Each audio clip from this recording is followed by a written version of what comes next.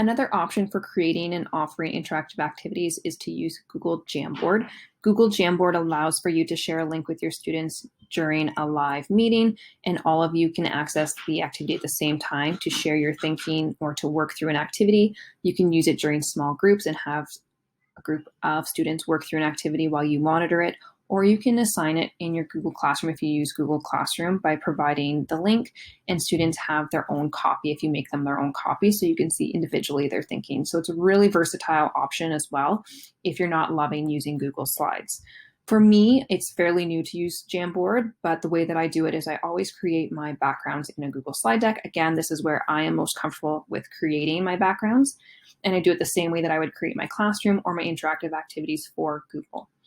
I then take a screenshot of my activity. So I just make it large on my screen and I take a picture so that I can use this as my background. And when I open up the screenshot, I would just simply take the part of the screenshot that I want. It doesn't take too long once you are used to doing it. So I would copy that and I go new from clipboard, which pulls up just the piece that I have wanted to copy, and I'm going to save it.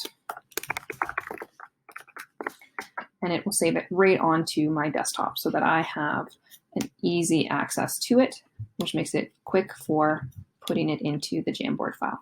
Once I have saved my background, I go into Jamboard and I set the background.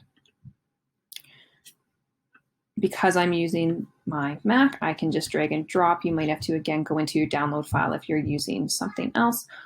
Once you have picked the background, this is something that students can't move and they can't change. One thing that is worth noting is you do not want for students to ever click clear frame once you've put in interactive pieces, because it just deletes everything from the board, which is not ideal. Once I have that in, I go to Pixabay, again, one of my favorite things, and just a little bit of a change. I have searched under vector graphics. This is going to give me clip art and items that I'm going to use within my file.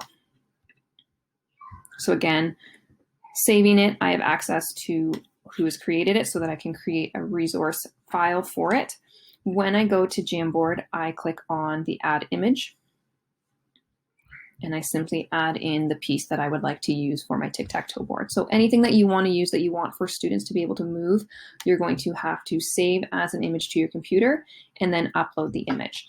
So if I want multiple pieces, I can copy them and add them in for students to move.